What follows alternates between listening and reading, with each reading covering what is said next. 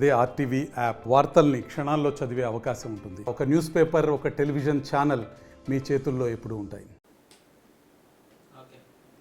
ప్రకాశం జిల్లా కేంద్రమైనటువంటి ఒంగోలు నియోజకవర్గ పేద మధ్యతరగతి వారి ఆశ సొంతిల్లు, అదేవిధంగా నివేశ స్థలాలు.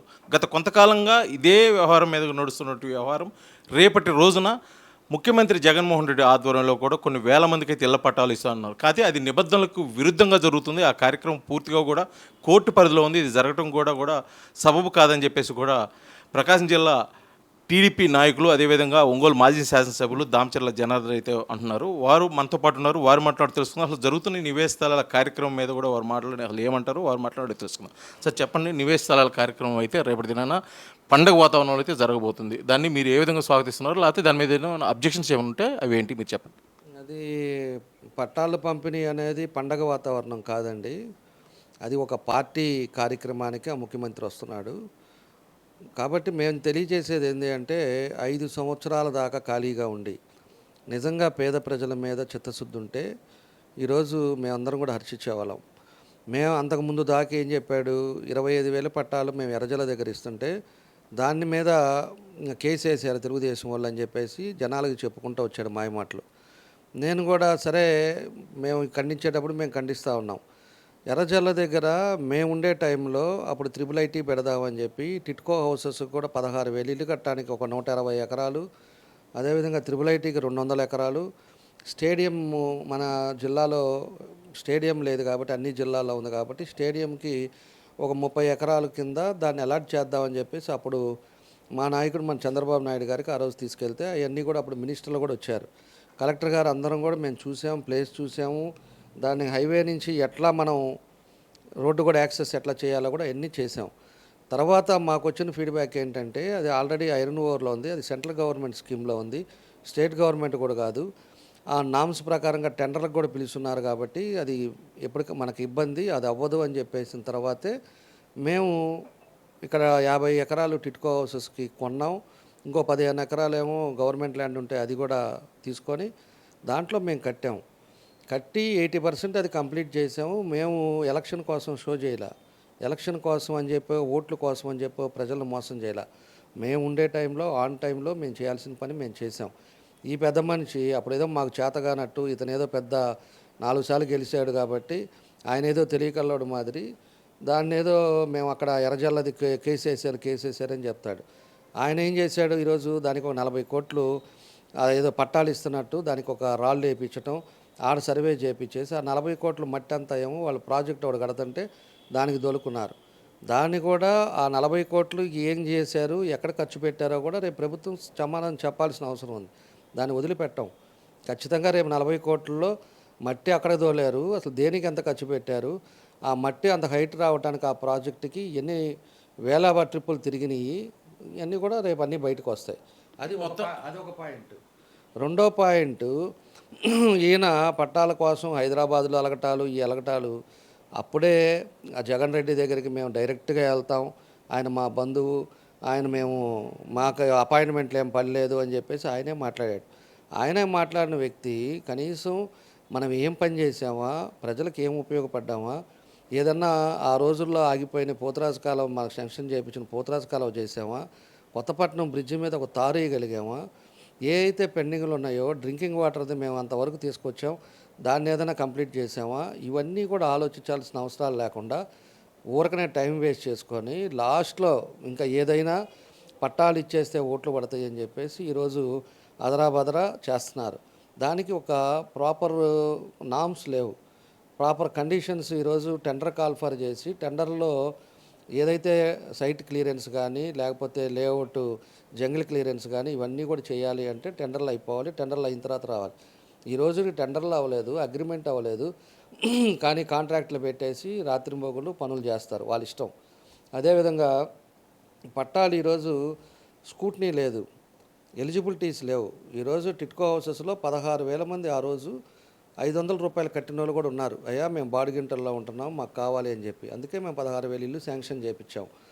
దానికి గాను 90 ఎకరాలు ఆ రోజు అన్నీ కూడా అగ్రిమెంట్లో అయ్యే స్టేజ్లో కోడ్ వచ్చింది. అవి మిగతాయి అలా ఉన్నాయి. ఈరోజు 16,000 వచ్చినాయి, అవి జెన్యూన్గా మన దగ్గర ఉన్నాయి, దాన్ని పెట్టుకున్నారు.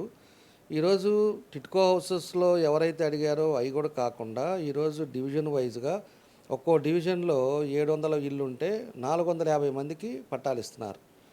ఈరోజు డివిజన్ వైజ్గా చూసుకుంటే దాంట్లో కుటుంబంలో ఒక ఇంటి పేరు ఉండే అతనులకి తండ్రితో పాటు 3 కొడుకులు ఉంటే 3 కొడుకులకి 3 సైట్లు.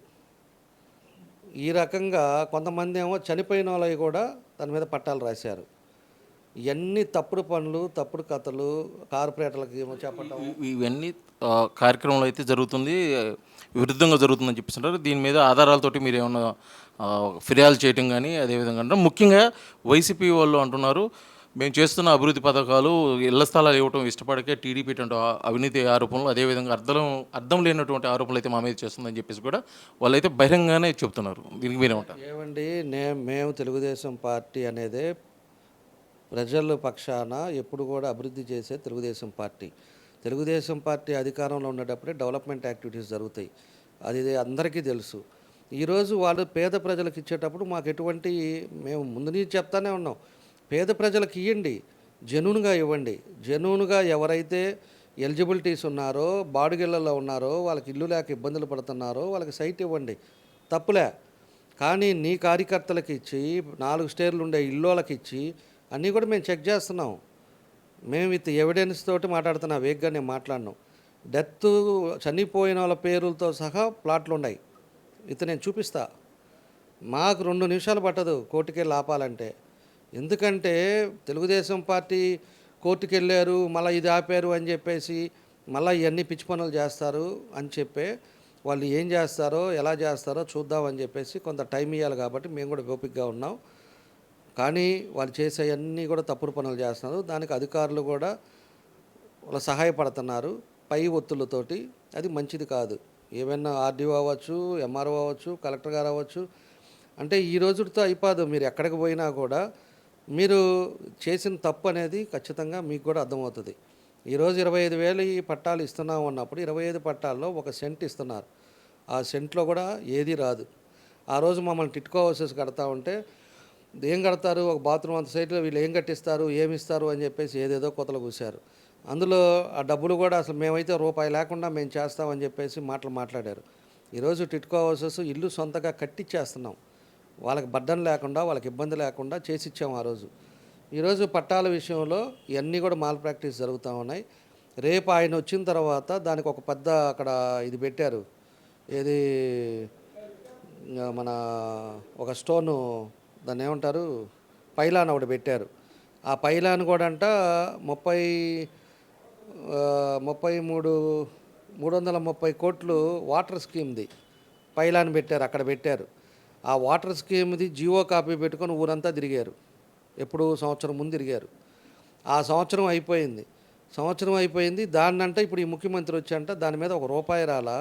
అది సెంట్రల్ గవర్నమెంట్ అమృత్ స్కీమ్ది. అది అమృత్ స్కీమ్లో స్టేట్ మొత్తం ఇచ్చారు, అన్ని నియోజకవర్గాలకి దాన్ని బట్టి ఇచ్చారు. అట్లానే ఒంగోలుకు కూడా డ్రింకింగ్ వాటర్ స్కీమ్ దాని మీద 330 కోట్లు సెంట్రల్ గవర్నమెంట్ అమృత్ స్కీమ్ ఇస్తే సంవత్సరం నుంచి పట్టించుకోవాలి ఈ పెద్ద మనుషులు. కనీసం ఆ స్కీమ్ డబ్బులన్నా వస్తాయా, ఆగిపోయింది మనం కంప్లీట్ చేసుకొని రోజు నీళ్ళు ఇద్దాం అనేది కూడా దాని మీద కూడా యోచన లేదు. దాన్ని ఈరోజు ఆ ముఖ్యమంత్రి వస్తుంటే ఆ ముఖ్యమంత్రి చేత పైలాను ఓపెన్ చేయాలని రాత్రింబొగుళ్ళు కడతా ఉన్నారు.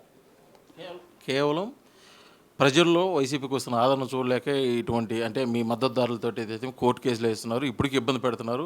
ఇది ఖచ్చితంగా మేము ఒక ఛాలెంజింగ్గా తీసుకున్నాము, అందుకోసమే ఇళ్ల పట్టాలే తీస్తున్నాము. 25,000 మంది ఇటీవల కాలంలో స్క్రూటినీ చేసి 22,000 మందికి చేసామని చెప్పేసి కూడా అంటున్నారు. ఏమండి, ఎవరు కేసు వేసారో కూడా నాకు తెలియదు. తెలుగుదేశం పార్టీకి సంబంధం లేదు, జనసేన పార్టీకి సంబంధం లేదు. మేమిద్దరం కూడా మేము చేయాలనే ఆలోచన కానీ ఇంకోటి కానీ మాకు లేదు. మేము ఒకటే రాత్రి మీటింగ్లో కూడా నేను డిమాండ్ చేసింది, నువ్వు 25,000 పట్టాలు జెన్యూన్గా ఉండే వాళ్ళకే నువ్వు 25,000 పట్టాలు ఇస్తేనే పోటీ చేస్తానంటున్నావు కదా. ఎక్కడ ఒక్కటి కూడా తప్పు జరిగింది అంటే మాత్రం ఆ రోజు దానికి మేము నిలదీస్తాం, ఖచ్చితంగా అడుగుతాం. మేము కోర్టుకు వెళ్ళడానికి పెద్ద విషయం కాదండి. తప్పుడు పనులు చేసేటప్పుడు కోర్టుకు వెళ్ళి దాన్ని చేయొచ్చు. కానీ ఏదన్నా కొంతమంది అన్న జెన్యూనిటీ ఉండేవాళ్ళకి ఇబ్బంది పడతారనే ఉద్దేశంతో మేము కూడా కొంతమందికి అవుతుందని చూస్తున్నాం. కానీ ఇప్పటికీ చెప్తున్నాం, లేని వాళ్ళకి ఇవ్వండి, కార్యకర్తలకు ఇవ్వగాకండి, చనిపోయిన వాళ్ళకి ఇవ్వగాకండి, ఒకే ఫ్యామిలీకి 4 ఇవ్వగాకండి అని మేము చెప్తా ఉన్నాం. కాబట్టి అవి గుర్తుపెట్టుకొని దాని ప్రకారంగా మీరు నడుచుకొని చేయండి, దానికి మేము కూడా సహకరిస్తాం. 10 మందికి ఉపయోగపడుతుందంటే ఎప్పుడు తెలుగుదేశం పార్టీ కూడా సహకరిస్తుంది. అంతేగాని నీ కార్యకర్తలకి నీ ఇష్టారాజ్యంగా కార్పొరేటర్లకి మీరు ఒక 50 తీసుకోండి, మీకు 500 తీసుకోండి అని చెప్పి మీరు పిచ్చి పనులు చేస్తే దానికి రేపు ప్రజలకు సమాధానం చెప్పాల్సిన అవసరం వస్తుంది.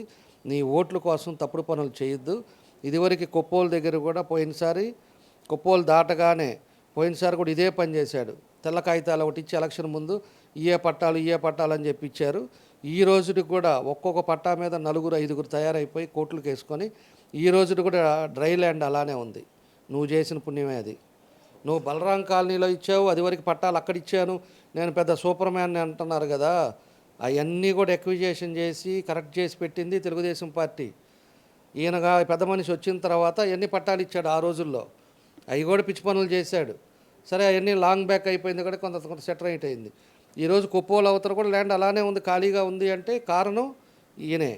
ఇప్పుడు కూడా ఈ పని చేస్తున్నాడు. అది కూడా తీసుకెళ్ళి అక్కడెక్కడో ఇస్తున్నాడు. అది ఒక సెంట్లో వాళ్ళకి ఏం సరిపోద్ది, అది ఆలోచించుకోవాలి ప్రజలు ఆలోచించుకోండి. తెలుగుదేశం పార్టీ రేపు అధికారంకి వస్తే మేము ఖచ్చితంగా 16,000 ఇల్లు కట్టించి ఇస్తాం. తర్వాత ఇంకా కూడా ఎవరన్నా ఉంటే 2 సెంట్లు ఎవరైతే ఉన్నారో వాళ్ళందరూ కూడా 2 సెంట్లు ఇచ్చేసి మనం అర్బన్ హౌసింగ్లో ఇల్లు కూడా ప్రభుత్వం ద్వారా మేము ఎన్ని ఇల్లు కట్టించాము అనేది మన ప్రభుత్వంలో అందరికీ తెలుసు. 2.5 లక్షలు ఇచ్చి అందరికి కూడా కట్టించాం. ఆ పని చేస్తాం. సరే, ఇటీవల కాలంలో రా కదలరా కార్యక్రమంలో సీనియర్ నాయకులు కన్నం బలరామకృష్ణమూర్తి మీద నారా చంద్రబాబు నాయుడు గారు కామెంట్స్ అయి చేశారని చెప్పేసి కూడా అతను కూడా విమర్శలు చేయడం జరిగింది. దీన్ని మీరు ఏ విధంగా చూస్తున్నారు? అది ఒకటి, దీంట్లో 2 విషయాలండి. వాళ్ళిద్దరూ ఒక ఏజ్లో ఒక టైంలో రాజకీయాలకు వచ్చారు. వాళ్ళ దగ్గరగా ఒక సంబంధాలు ఉండే వ్యక్తులు. కానీ కొన్ని భాషా తీరు మాత్రం మంచిది కాదని చెప్పేసి కూడా నేను కూడా అంటున్నా. చంద్రబాబు నాయుడు గారు ఆ రోజు అనింది ఏంటి అంటే, డయాస్ మీద నేను ఉన్నా, ఆయన అనింది ఏంటంటే తెలుగుదేశం పార్టీ ఎప్పటి నుంచో ఉన్నాడు, తెలుగుదేశం పార్టీ అతనికి ఎంతో ఇంపార్టెన్స్ ఇచ్చింది, కానీ తెలుగుదేశం పార్టీ కష్టాల టైంలో పార్టీ కనిపెట్టుకోకుండా వెళ్ళాడు అని చెప్పేసి ఆయన మాట్లాడాడు. దాంట్లో ఆయన కూడా దాన్ని బ్రాడ్గా తీసుకోవాలి తప్పితే కష్టాల్లో ఉన్నప్పుడు వెళ్ళాడు, కరెక్టే కదా అది. కాబట్టి వాళ్ళిద్దరికి ఉండే సన్నిహిత సంబంధాల మీద అవి మాట్లాడుంటాడు కాబట్టి అవి వాళ్ళ వ్యక్తిగత విషయాలు, దానికి పార్టీకి దానికి ఏమీ సంబంధాలు లేదని చెప్పేసి నేను అనుకుంటున్నా. మొత్తానికైతే చూస్తున్నాం, ఒంగోలులో రేపటి రోజున జరగనున్న నివేశితాల పంపిణీ కార్యక్రమం కూడా కేవలం నిబంధనలకు విరుద్ధంగా జరుగుతుంది. ఇది నిబంధనలకు లోబడితే మేము ఖచ్చితంగా పార్టీ తరఫున అయితే స్వాగతిస్తాము. గతంలో మేము చేసిన కార్యక్రమాలను అడ్డుకొని మమ్మల్ని అనేక రకాలుగా ఇబ్బంది పెట్టిన ఇప్పుడున్న నాయకులు కూడా అదే పని చేస్తున్నారు. అది మమ్మల్ని ఆరోపించిన వాళ్ళు ఇప్పుడు సరైన మార్గంలో చేయాలి కదా. లేని పక్షంలో కూడా దీనికి రానున్న రోజుల్లో అయితే దీనిపై తగు చర్యలు అయితే మేము అధికారపరంగా అదేవిధంగా కూడా న్యాయపరంగా కూడా అయితే పోరాటం చేసి ప్రజలకైతే న్యాయం చేసే విధంగా కూడా మేము ముందుకు వెళ్తామని చెప్పేసి కూడా తెలియజేస్తున్నారు. వీడియో జర్నలిస్ట్ లక్ష్మణ్తో శ్రీనివాస్, RTV, ఒంగోలు, ప్రకాశం జిల్లా.